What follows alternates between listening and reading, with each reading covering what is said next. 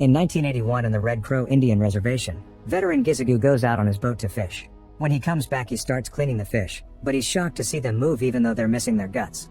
Meanwhile, Sheriff Trailer is called to check on his ex-wife's dog. He discovers the animal has been poisoned, so he shoots it to end its pain. Afterward, Trailer visits his ex-wife Joss, who informs him their son Joseph has been arrested and they'll only release him under his father's supervision. Trailer gets in his car and gets a call from the station to inform him they found a guy eating live chickens. He also learns that his other son Lysol was arrested with Joseph, and that Gizagoo called because he was scared of something. Trailer goes to see his father, who makes him look inside a box where all the supposedly dead fish are still moving. After deciding they should burn them, they go outside and notice the car trunk is moving too. When they open it, the dead dog comes out and tries to attack, but Trailer quickly shoots it. Then they burn the fish and the dog together to stop them from coming back. In prison, Joseph and his half-brother Lysol hear their cellmate puking in the corner. They think he's just a drunkard, but suddenly the white man throws up lots of blood on the floor. At the reception, Trailer and Joss arrive to get the boys out, but when the officer says that Trailer gets arrested more often than a street worker, Joss says she'll wait in the car. Then the officer explains Joseph was arrested because he climbed on top of a bridge and pooped on a passing vehicle. The officer and Trailer go to the cell to release the boys and find the puking man unconscious on the floor. Suddenly he opens his now white eyes and attacks the officer, showing great strength as he easily overpowers the cop. Trailer rushes in to capture the man and Joseph punches him, only to get bitten. Then the guy jumps back on the cop to bite him too, so the others rush to pull him back. The officer is furious and starts beating the man up with his baton until he's unconscious again. Trailer has to drag the angry cop out of the cell, locking the door behind him. Soon the creepy man wakes up and pounds on the door, so Trailer leaves with the boys. Later Joseph meets with his girlfriend Charlie, who is pregnant and considering termination. She hasn't told her father about it yet because he doesn't like her dating an Indigenous man. The couple holds hands and decides to keep the baby. At the hospital, Joss is starting her nursing shift and notices they're out of tetanus vaccines, which is strange. A coworker explains today they've had an insane amount of patients with bites. Suddenly Joss hears a noise and goes to the corridor to see people running away plus a patient attacking a doctor.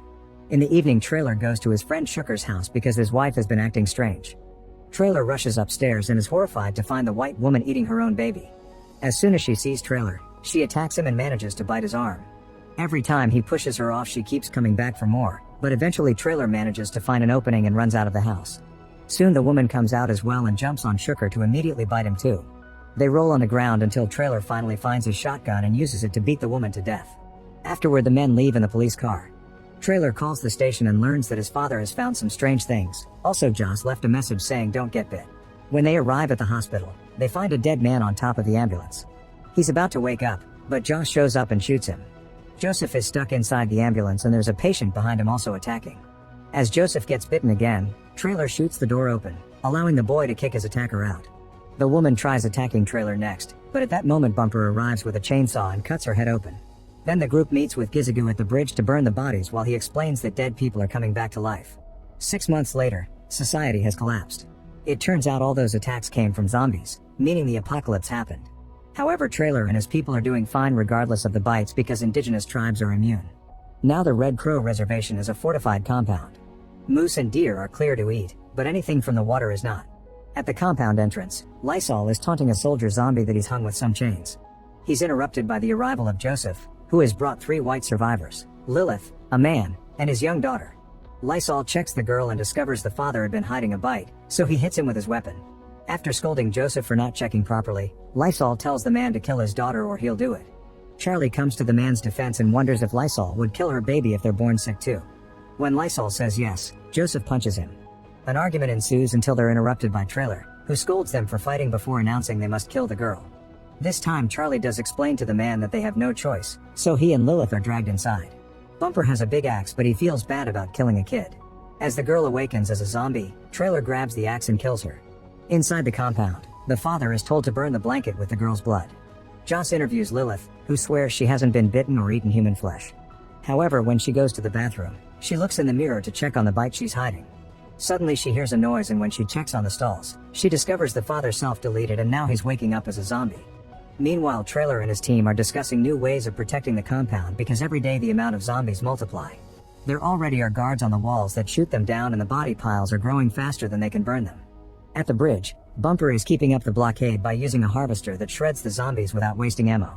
Living people are becoming a problem as well, because they hear the tribe is immune. They keep coming to the reservation asking for shelter and the numbers are getting hard to manage. The thing they're needing the most at the moment is gas.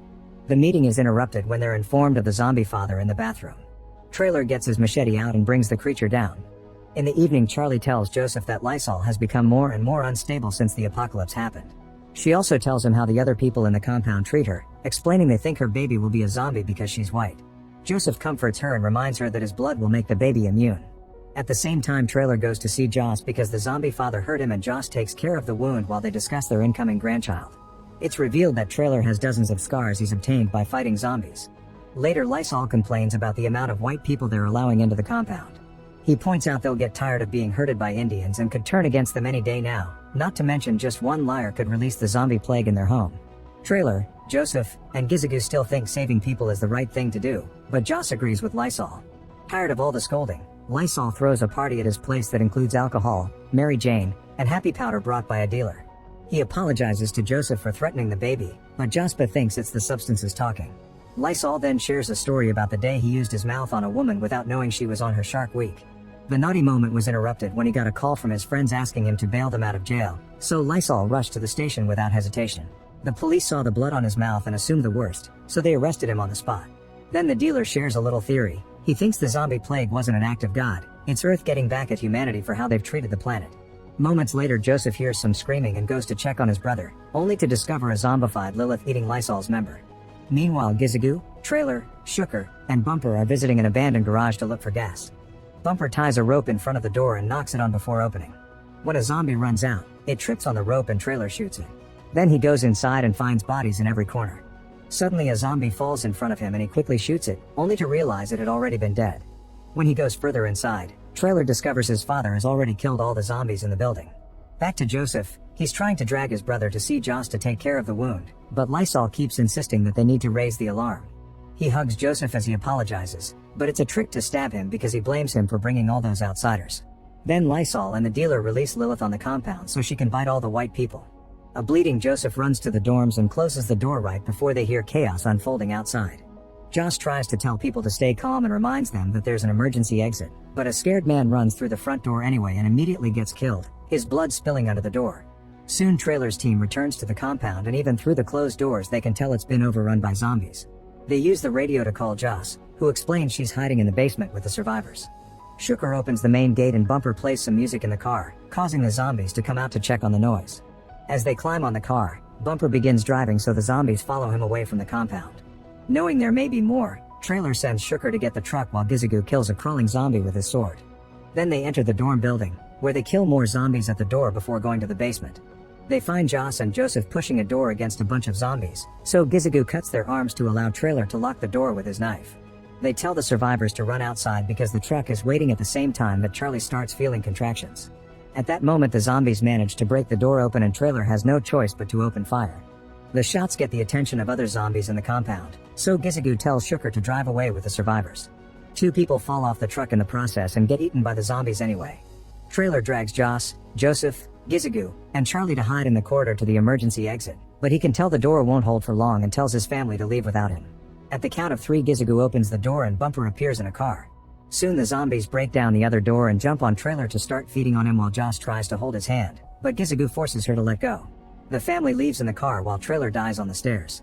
In the meantime, Lysol, the dealer, and his fellow thugs have captured all the white survivors and a zombie. They force a woman to ask for help on the radio with a story about a massacre happening in church. After Gizagoo promises to help, Lysol hangs up and lets the zombie eat the woman. In the morning the dealer gets ready to burn down all the survivors, but his speech is interrupted when Gizagoo cuts his head with a sword.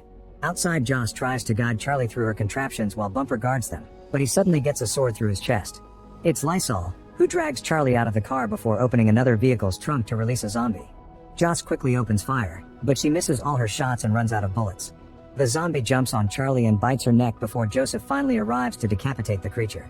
Afterward, Gizagoo makes Joseph punish his brother with a dagger. Before getting stabbed, Lysol admits he let Lilith in on purpose and got the inspiration from Joseph's relationship with Charlie.